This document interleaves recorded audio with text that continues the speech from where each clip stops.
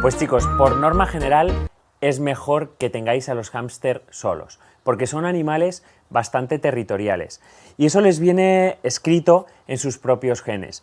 Los hámster tienen un instinto de supervivencia muy instaurado y es porque viven en zonas normalmente de pocos recursos, en zonas esteparias donde además hace mucho frío y donde el tener compañeros que hacen competencia por los recursos naturales, por comida, por agua, también por los recursos de cobijo, de casa, hace que entre ellos sean muy agresivos. Sus instintos le dicen que tienen que estar muy separados los unos de los otros, ya que tienen tanta capacidad de cría, para no agotar los recursos de una zona. Por tanto, y aunque depende de la especie, es mejor que si no sabéis nada, no los tengáis juntos. Es verdad que hay especies de hámster, varios tipos, que se llevan mejor y que conviven mejor en grupos. Pero como su hábito siempre es crepuscular y nocturno, a ellos les gusta salir por la tarde y por la noche, es posible que esas peleas no las presenciéis vosotros. Entonces es mejor que vivan solos, porque si pelean por la noche y vosotros no estáis pendientes, pueden llegar a ser fatales. O sea, estas peleas pueden acabar con la muerte de alguno de estos animales.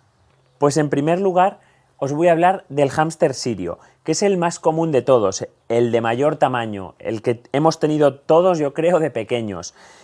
Es el más dócil con las personas, tiene un carácter súper bueno, pero debéis de recordar que entre ellos son súper territoriales y súper agresivos. Por tanto, es una especie en la que es mejor que un hámster en una jaula. Vamos allá con el hámster ruso. También un hámster, evidentemente de más pequeño tamaño, entonces no es tan manejable. Es mansito y con las personas muy bien, aunque es verdad que algún individuo suelto, fundamentalmente machos, pueden volverse agresivos, sobre todo con la edad.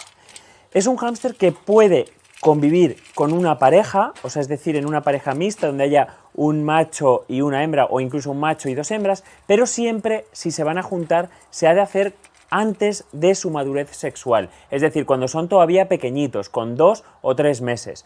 Pero eso solo si sois expertos y habéis manejado antes más hámster y estáis habituados a tener hámster en casa, porque es importante identificar estos individuos que son un poco más agresivos, porque como os hemos dicho y quiero insistir, sobre todo las peleas ocurren por la noche, que es cuando no las vais a ver. No obstante, ante la duda, siempre es mejor tener un hámster en una jaula, que además estos son muy chiquititos y no necesitáis jaulas tampoco tan grandes como las que necesitan los hámster sirios. El Roborovski, que es de los hámster más chiquititos que hay, muy nerviosos, pero también sí que son muy sociables. Ahora bien, nunca podéis juntar más de 2 machos, siempre será un macho con varias hembras y siempre acostumbrados a hacerlo desde chiquititos, antes de la madurez sexual. Pues vamos a terminar con la información del hámster chino, que es este que veis que tiene una colita pequeña. Es huidizo, pero es verdad que con el tiempo y el manejo acaba haciéndose bastante bien a la mano. Es un hámster relativamente sociable y es el único que en manos expertas pueden llegar a convivir 2 machos. Bueno, pues os lo vamos a explicar con consejos. Cómo hacer que nuestro hámster no muerda. El primero de los consejos es: según el animal llegue a casa, lo ideal es dejarlo al menos 3 o 4 días tranquilo en su jaula, que el animal reconozca el lugar y se tranquilice, porque recordad, esto es muy importante, los hámster muerden por miedo. Después de los 3 días de dejarlo tranquilo, podéis empezar a meter la mano dentro de jaula, pero muy poco a poco, así el hámster se acostumbrará a vuestro olor de piel y no os mirará como algún depredador que viene a atacarle. Tercer consejo: lávate bien las manos antes de tocar a tu hámster. De ese modo llevarás tu olor y no el olor de o bien otras mascotas que pueden asustarle o bien comida que pueden llamar la atención y por eso te muerde. Cuarto consejo: si realmente te muerde, pues no te preocupes, tampoco es un tiburón. Intenta no tirarlo muy lejos. No voy a decir que te aguantes, pero es un animal muy pequeñito que no te va a morder muy fuerte. Entonces, intenta no tirarlo cuando te muerda.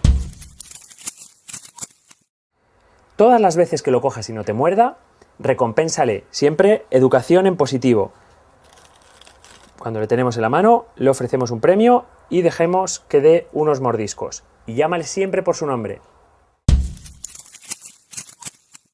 El sexto consejo. Acordaos siempre de que el hámster es un animal presa. Entonces tenéis que tener bastante paciencia con él. Es tímido. Entonces, amor, paciencia, paciencia, paciencia. ¿He dicho paciencia? Y amor otra vez.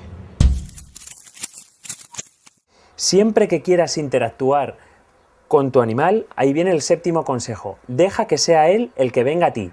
Nunca vayas a cogerle a él. Él ese acto lo considera como una amenaza y puede defenderse.